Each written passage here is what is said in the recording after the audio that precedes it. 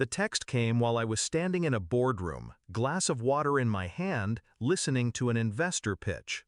"We need space from you. Please don't reach out anymore. At all." My wife. No call, no conversation, just a message that cut me out of the life I built brick by brick, paycheck by paycheck. And in that one line, she claimed my children too. She thought she'd sent a goodbye. She didn't realize she'd triggered something else. I didn't react, not in front of my team, not in front of the investors who watched me like hawks. I slipped the phone back into my pocket, nodded at the presenter, and waited for the meeting to end. Inside, the betrayal pressed against my chest like a knife. But I didn't bleed, not yet. We'd been married 12 years. I met her when I was broke, building a company out of a garage that smelled of oil and old coffee. She laughed at my ambition then, told me I lived in fantasy spreadsheets. But when money started rolling in, she wasn't laughing anymore. She was shopping, planning, expanding her comfort. I thought loyalty meant weathering the storms together. Turns out, she was only here for the sunshine. The signs had been there. Late nights at the gym, new perfume, the way she turned her phone face down when I entered the room.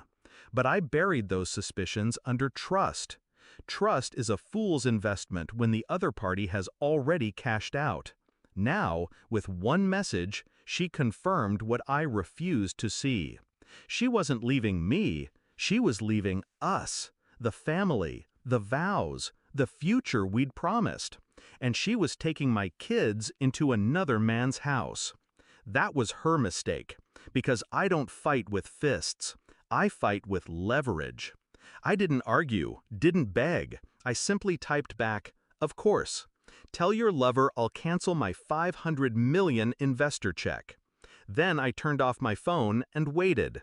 By midnight, the calls began. First from her, then from him, then from numbers I didn't recognize. Her friends, her mother, even one of the kids on speaker, coached to plead.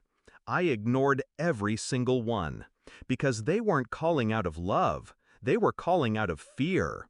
See, her lover wasn't just a fling. He was a rival executive, a man desperate for the capital I'd promised his firm.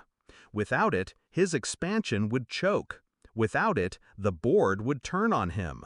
I knew this. She didn't. To her, he was an escape. To me, he was leverage. The next morning, the news hit. Major investment deal withdrawn. Questions rise about leadership stability. His face was plastered across financial channels, pale and strained. My wife stood beside him in silence, no ring on her finger, but everyone could see the scandal written in her eyes. Her brave new world crumbled on live television. She showed up at my office 2 days later, no makeup, hair undone, the confidence stripped from her voice. "You didn't have to do this," she whispered. I looked at her the way I'd look at a stranger asking for spare change. "You made your choice, I made mine." Her lip trembled. The kids are mine," I cut her off. "You walked them into another man's house without consent. That's abandonment. My lawyers will handle the rest." Her face drained of color, because she knew I wasn't bluffing. The court filings moved quickly.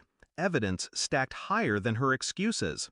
Texts, photos, witnesses who saw her with him while pretending to be with friends.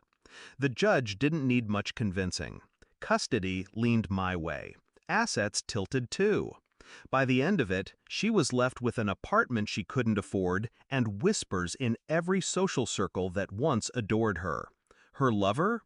He lost his position within the year. Investors don't back scandal. Boards don't forgive collapse. They imploded together. People ask me if I regret it. Regret what? Trusting her? Maybe. But dismantling the empire she tried to betray me with? No. That wasn't revenge. That was justice disguised as restraint. I didn't raise my voice, didn't lift a hand. I simply pulled back what was mine. And in doing so, I let her see what life really looked like without me. Now the house is quiet. My children laugh in rooms that don't echo with lies. I tuck them in at night and remind myself that love is proven by consistency, not words. As for her, she still sends messages sometimes. Apologies, memories, please. I don't reply, because silence is the sharpest blade I own. She thought walking away meant freedom, but all she walked into was the wreckage of her own making. And me? I walked into peace.